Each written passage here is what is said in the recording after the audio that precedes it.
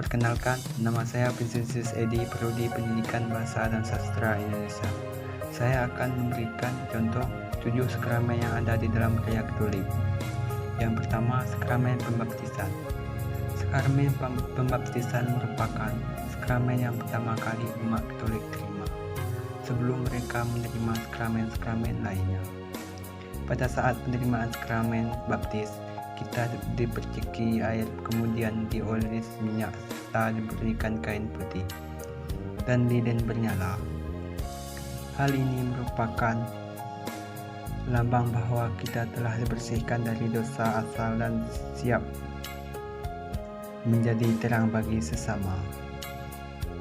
Dengan menerima sakramen baptis, kita telah diangkat menjadi anak Allah dan digabungkan dengan gereja yang menjadi kita anggota tubuh Kristus, serta siap diutus untuk berbuat baik kepada semua orang. Pembaptisan hanya dapat diterima satu kali untuk selamanya, namun meninggalkan material rohani yang tidak dapat dihapuskan. Dan yang kedua, sakramen Ekaristi.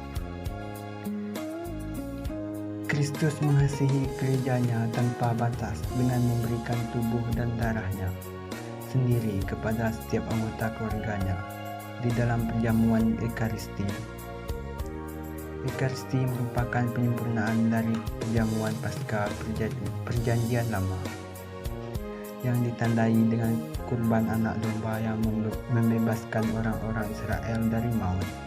Dalam Ekaristi, Kristuslah anak domba Allah yang menjadi kurban untuk menghapus dosa-dosa kita. Dan karena itu, kita memasuki perjanjian baru yang membebaskan kita dari kematian kekal. Perayaan syukur atas kasih Allah Bapa lewat pengorbanan Tuhan Yesus Kristus dirayakan setiap kali kita mengikuti misa atau sakramen Ekaristi. Pada saat Ekaristi, kita mengenang karya penyelamatan Yesus Kristus bagi manusia yang terjadi melalui wafat dan kebangkitannya. Ketiga, sakramen penguatan atau sakramen Krisma. Di dalam sakramen Krisma, umat gereja Katolik menerima kepenuhan Roh Kudus yang menjadikan umat menjadi lebih dewasa secara rohani dan menjadikannya saksi-saksi Kristus yang memiliki tanggung jawab besar. Seperti halnya dengan sakramen baptis, sakramen Krisma hanya dapat diterima sekali seumur hidup bagi semua orang. Keempat, sakramen pengakuan atau dosa tobat. Setiap orang pernah berbuat dosa.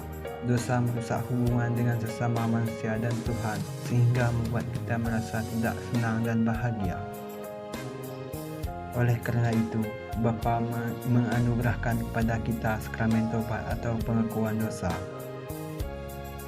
Pada sakramen ini, kita mengakui dosa-dosa kita kepada imam, karena Yesus Kristus sendiri telah memberi kuasa kepada para imamnya untuk melepaskan umatnya dari dosa setelah kebangkitannya.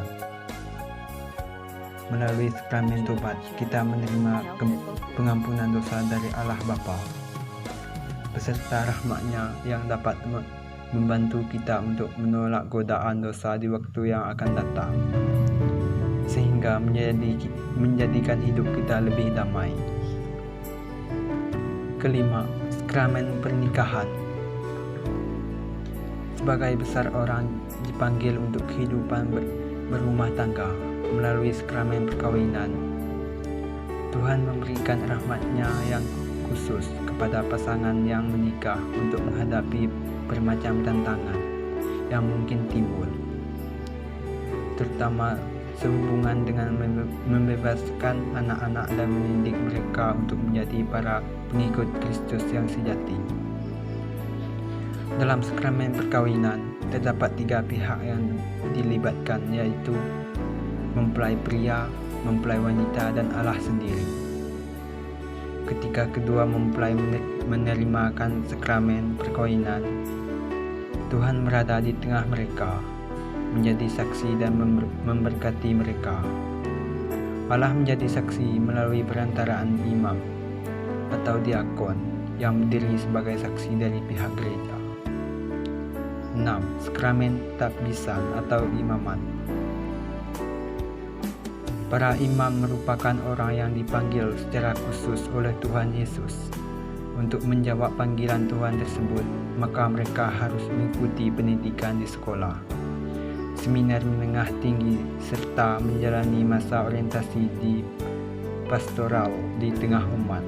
Setelah menyelesaikan tahapan pendidikan tersebut, maka mereka ditabiskan oleh uskup untuk menjadi seorang imam. Pada saat ditabiskan itulah mereka menerima sakramen imaman dengan mengucapkan janji untuk taat kepada pemimpin gereja Katolik, untuk hidup miskin dan selibat, yaitu tidak menikah. 7. Sakramen urapan orang sakit. Alkitab mengatakan agar jika kita sakit, maka baiklah kita memanggil penatuan gereja untuk mendoakan dan mengurapi kita dengan minyak di dalam nama Tuhan.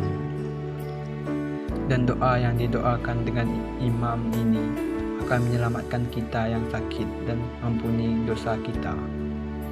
Oleh karena itu, sakramen urapan orang sakit ini tidak hanya dimasukkan untuk menguatkan kita di waktu sakit, tetapi juga untuk membersihkan jiwa kita dari dosa dan mempersiapkan kita untuk bertemu dengan Tuhan.